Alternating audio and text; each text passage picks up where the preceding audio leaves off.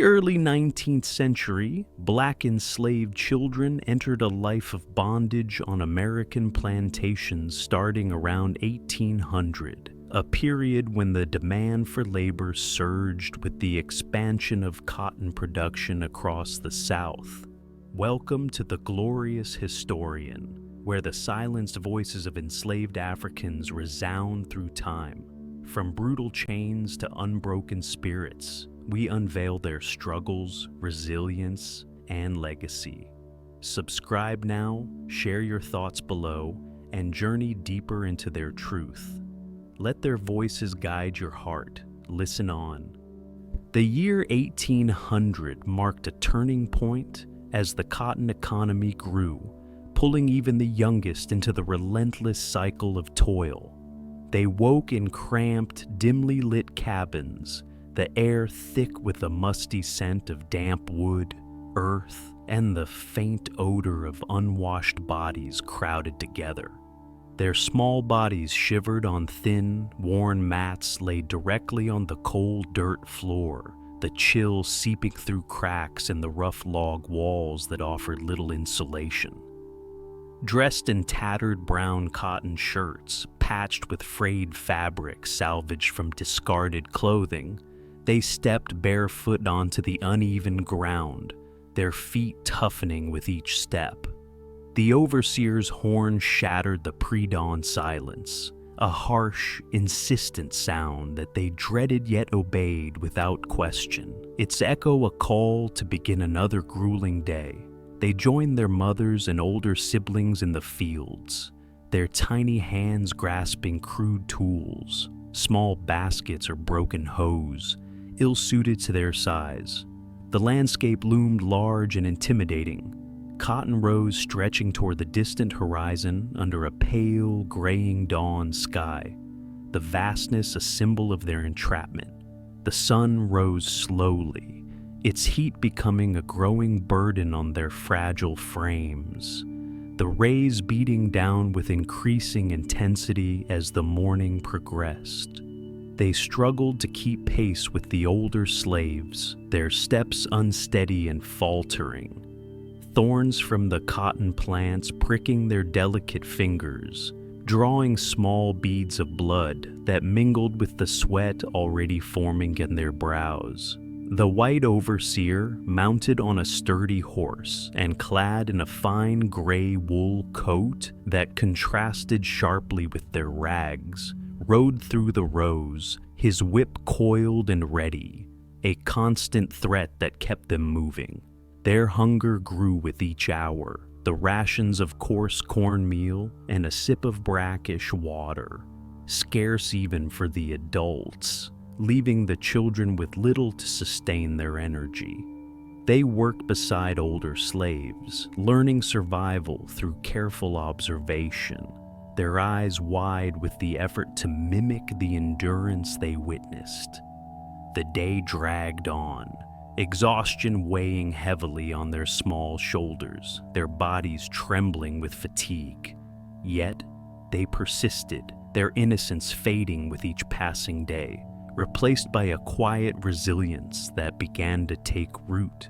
The fields became their world, a place where dreams of play and freedom were stolen by the demands of labor, their young spirits tested from the outset. Black enslaved children transitioned to labor from 1800 to 1820, their childhoods sacrificed to meet the plantation's insatiable needs as cotton production expanded. As early as age 5, they were tasked with light duties, their small hands carrying water buckets sloshing with every step, or collecting stray cotton bolls scattered across the fields. The white enslavers saw profit in their diminutive size, their growth and development deemed irrelevant to the ever-increasing cotton quotas that drove the economy. They wore tattered brown cotton shirts, the fabric torn and threadbare from constant movement and exposure, offering little protection against the elements or the rough tools they handled. The overseer's voice barked sharp orders, his fine gray wool coat a stark symbol of authority that towered over their small forms, his commands cutting through the air like a blade. They stumbled through the uneven fields, their legs aching from the long walks required to traverse the vast plantation, their muscles unaccustomed to such exertion. The heat intensified as the sun climbed higher, its rays burning their exposed skin, blisters forming on their tender feet as they trudged barefoot over the hot earth. They learned to handle heavy hoes, their hands too small to grip the wooden handles comfortably, blisters quickly turning into thick calluses that marked their transition from childhood.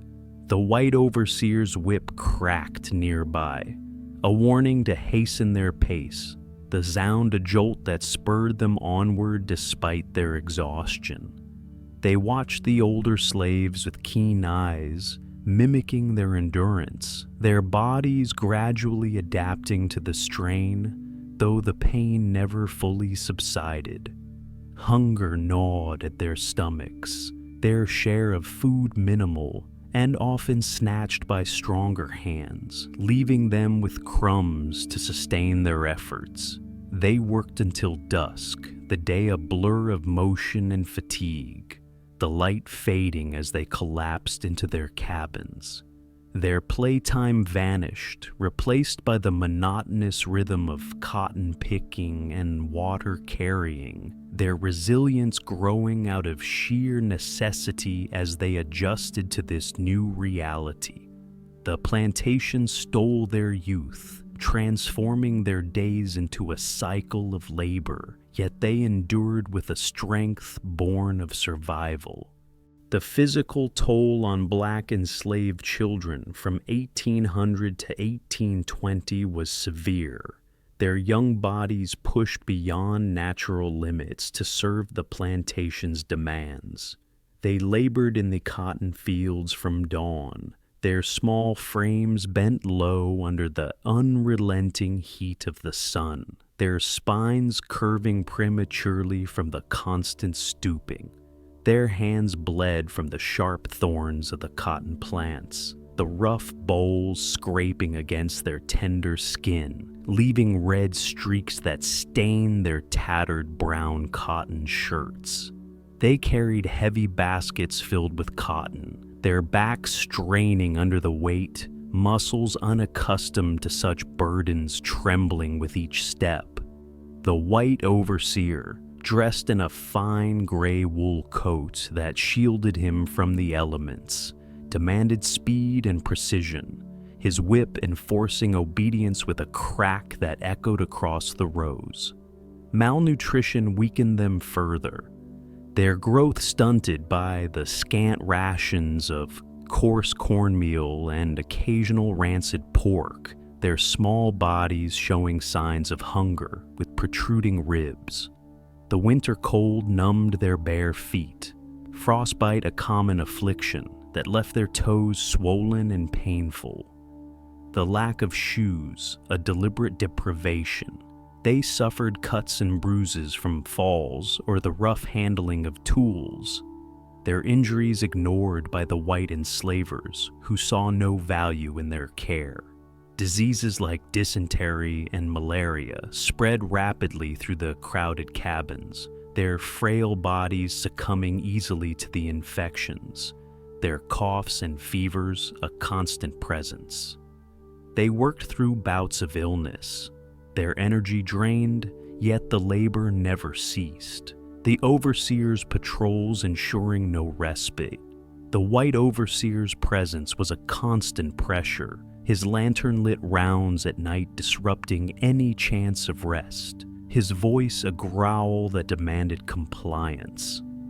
They adapted to this physical ordeal, their resilience a quiet defiance against the toll taken on their bodies. Their young forms bore scars and calluses, a testament to stolen childhoods, yet they persisted with a strength that defied their age. Education and play were lost to black enslaved children from 1800 to 1820, replaced by the unyielding demands of plantation life as the cotton industry thrived. The white enslavers forbade any form of learning, viewing literacy as a dangerous threat to their control, their fear of educated slaves driving a strict prohibition. They had no access to books, no schools, their minds left unguided and undeveloped, their potential stifled by ignorance imposed upon them. Instead of pencils or slates, they wielded hoes and baskets, their hands learning the labor of the fields rather than the letters of an alphabet, their education confined to the lessons of survival. Play was a distant memory, replaced by the rhythmic motion of cotton picking, the laughter of childhood silenced by the crack of the overseer's whip. They watched white children play in the distance, their own games stolen by the necessity of work, the sight a painful reminder of what was denied them. The overseer, clad in a fine gray wool coat, scorned any hint of curiosity, a punishing attempts to learn with swift lashes, his authority reinforced by the white enslavers' complicity.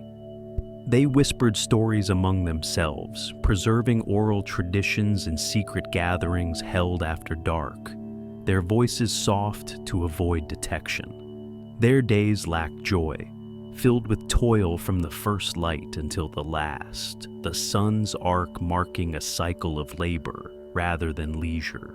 The white enslavers profited handsomely from their ignorance, their policy of denial a tool to maintain power. Yet they found solace in the shared tales and songs, their resilience a quiet rebellion against the loss of education and play. This deprivation shaped their lives, a stolen dream they carried silently, their spirits enduring despite the absence of childhood's simple pleasures. The emotional impact of separation struck black enslaved children from 1800 to 1820, a deep wound that lingered in their hearts and minds on the plantations. The auction block loomed as a terrifying presence, where they were torn from their mothers without warning, their small hands ripped from familiar grasps in an instant of cruelty. They stood in tattered brown cotton shirts, their wrists bound with coarse rope, as white traders in fine wool suits inspected them with cold, calculating eyes, their value assessed like cattle. Their cries echoed through the air, their hands reaching desperately for lost parents, sold to distant plantations where reunion was a distant hope, the sound a lament that faded into the distance. Some never saw their families again, the void left by their absence a constant ache that gnawed at their souls, a pain that haunted their dreams with ghostly images of loved ones. The white overseer's indifference deepened their fear, his whip a threat used to silence their tears, his gray wool coat a symbol of the authority that enforced this separation. They clung to siblings when allowed, their bond a fragile hope in the face of such loss, their small arms wrapped tightly around one another. Nights brought nightmares, memories of separation replaying in their minds, the darkness a canvas for their grief, their sleep interrupted by sobs they stifled. They learned to hide their grief, survival demanding a stoic facade, their faces set in expressions that masked the turmoil within.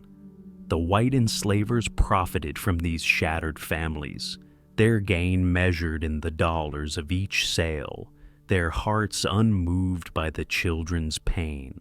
Yet they found strength in the makeshift community of other children, their resilience a quiet defiance against the emotional devastation. Separation stole their security, leaving a scar on their young spirits. But their will to endure persisted through the sorrow.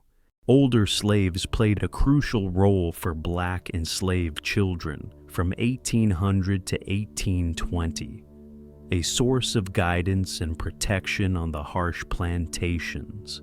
They taught survival skills with patience, showing the children how to pick cotton without injuring their hands, their own scarred fingers demonstrating years of endurance.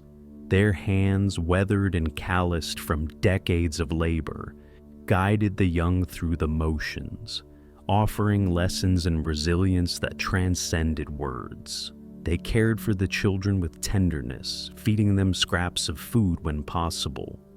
Their kindness, a rare comfort in a world of deprivation, a shared morsel, a gesture of love. The white overseer, clad in a fine gray wool coat, ignored these bonds, his focus fixed on meeting quotas, his indifference a barrier to their care. Older slaves shared stories of their African heritage in secret, preserving cultural traditions under the cover of night. Their voices a lifeline to a past denied by the white enslavers. They protected the children from the overseer's whip when able, stepping between the lash and the young, their bodies a shield against cruelty. They worked beside them in the fields, setting an example of unyielding strength, their movements a lesson in perseverance. Hunger united them, older slaves sharing their meager rations with the children. Their generosity, a quiet rebellion against scarcity. The white enslavers saw no economic value in this care, yet it thrived in the shadows, a network of support. They sang spirituals together, their melodies uplifting the young spirits, a sound that carried hope through the toil. Their role was vital, their wisdom and strength a legacy passed down, a foundation that helped the children survive. Harsh living conditions defined the lives of black enslaved children from 1800 to 1820, a daily struggle that tested their endurance on the plantations.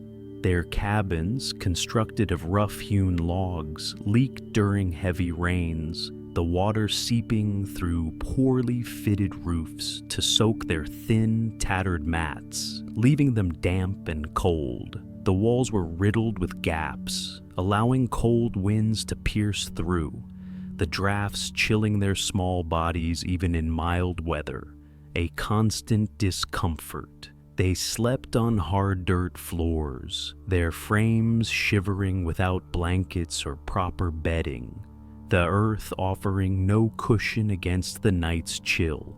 The white enslavers provided little in the way of sustenance, rations of moldy cornmeal and occasional scraps of rancid pork barely sustaining their growing bodies, the food often insufficient.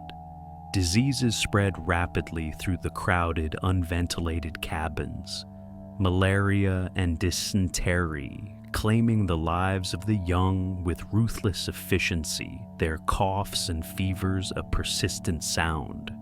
They had no access to medicine, relying instead on herbs gathered secretly from the surrounding woods, a knowledge passed down by older slaves with trembling hands.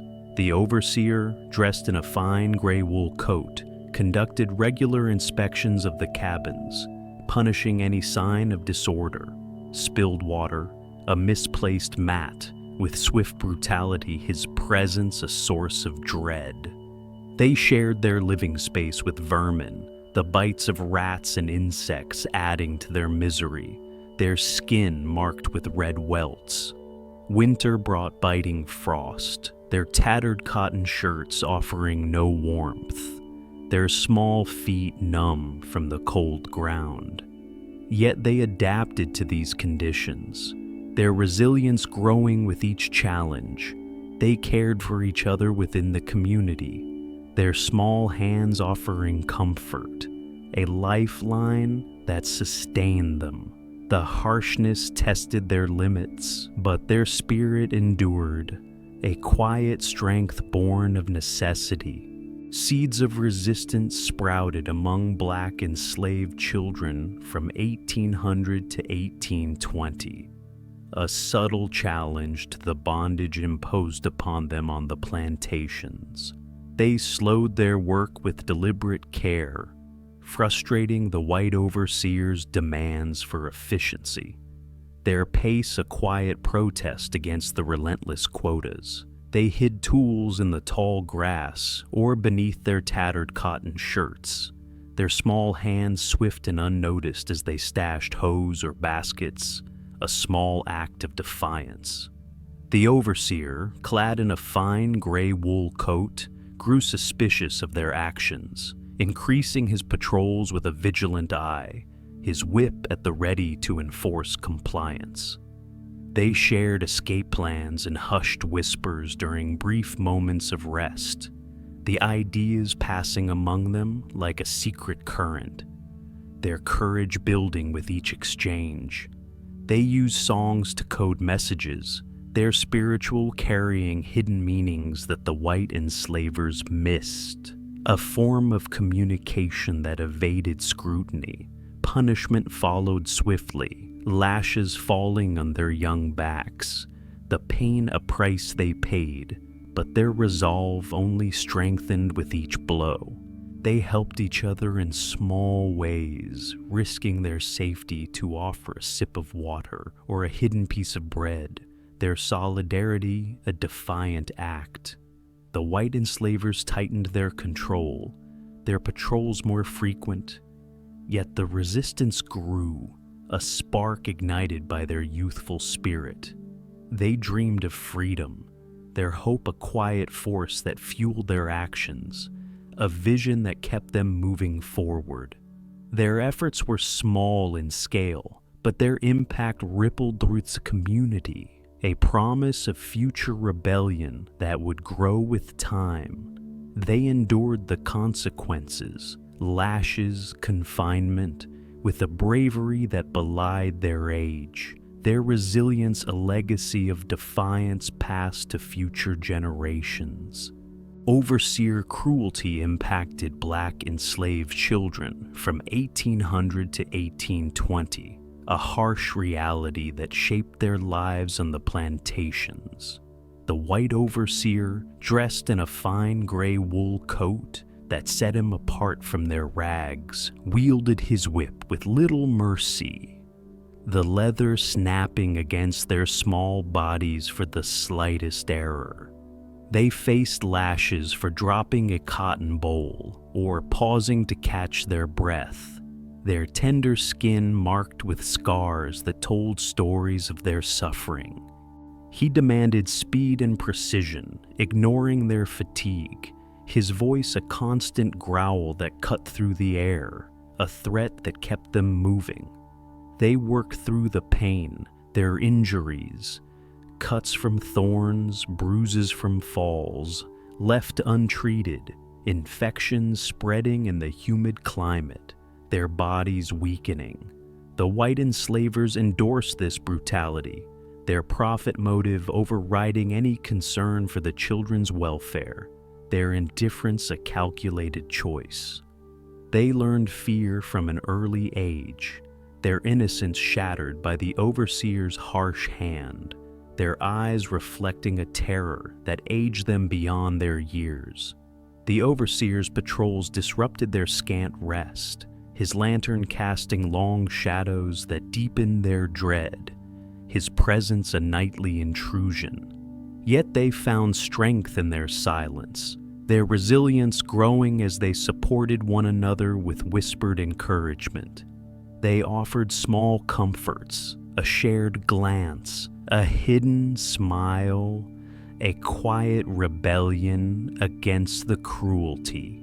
The overseer's actions sought to break their spirits, but their endurance persisted, a testament to their unyielding will. Hope glimmered for Black enslaved children from 1800 to 1820, a faint light amidst the despair of plantation life that sustained them through their trials. They heard tales of freedom whispered by older slaves, stories of abolition stirring a fragile hope in their young hearts, a possibility that danced on the edges of their minds. The white overseer's control tightened in response, his patrols more frequent, his gray wool coat a symbol of the authority that sought to crush their dreams. But their spirits remained unbowed. They sang spirituals in the fields, their voices rising in harmony, the melodies carrying prayers for deliverance that lifted their souls above the toil. Older slaves shared stories of a better world, fueling their faith with narratives of escape and resilience, their words a beacon in the darkness. They cared for each other with small acts of kindness, sharing a crust of bread or a sip of water. Their compassion, a quiet rebellion against the scarcity imposed upon them. The white enslavers profited handsomely, blind to the hope that grew within the children, their focus fixed on the cotton yield. They clung to this hope, a fragile thread that wove through their hardship, a belief in a future that sustained them. The overseer's cruelty tested their limits, his whip a constant reminder of their bondage, yet they endured with a strength that surprised even themselves. They imagined a world beyond the fields, their resilience a quiet force that kept their dreams alive. Hope was their strength, a legacy of unyielding will that would inspire generations to come. The legacy of black enslaved children from 1800 to 1820 is one of stolen childhoods, a profound testament to their resilience that echoes through history on the American plantations. They survived the brutal labor imposed upon them, their bodies and spirits tested by the unrelenting cruelty of slavery, yet they refused to be broken, their will a fortress against despair. They forged hope through their toil, their small hands shaping a legacy of endurance from the cotton fields. Each bowl picked a step towards survival, a quiet act of defiance. They preserved their rich culture, their songs and stories, a precious gift passed down to their descendants, a heritage that refused to be erased by the whips and chains of their oppressors. They built a strong community, their bonds a foundation of support that sustained them through the darkest times, a network of care that offered solace amidst the hardship. They learned the skills of survival from older slaves, passing wisdom to the next generation, how to endure pain, how to find food, a legacy of resilience etched into their teachings. They resisted subtly, their actions, hidden tools, slowed work, sparking the flame of future freedom movements, a rebellion born of necessity. They endured the pain of separation, their hope for reunion unbroken despite the auction block's cruel hand, their hearts a testament to human connection. Their legacy inspired the abolitionist movements that followed, their courage a beacon that guided the path toward emancipation, a light that refused to be dimmed by the darkness of their youth. They enriched the cultural fabric of the nation, their influence woven into the tapestry of American history through their music, their stories, their unyielding spirit. Their descendants carry this spirit forward, a living symbol of endurance and resilience, a legacy that thrives in every act of resistance today. They stand as unsung heroes, their stolen dreams a vital chapter in the narrative of human resilience, a story that demands to be told and remembered. Their voices echo through history, a legacy of enduring strength that continues to inspire. a reminder of the power of the human spirit to prevail against all odds.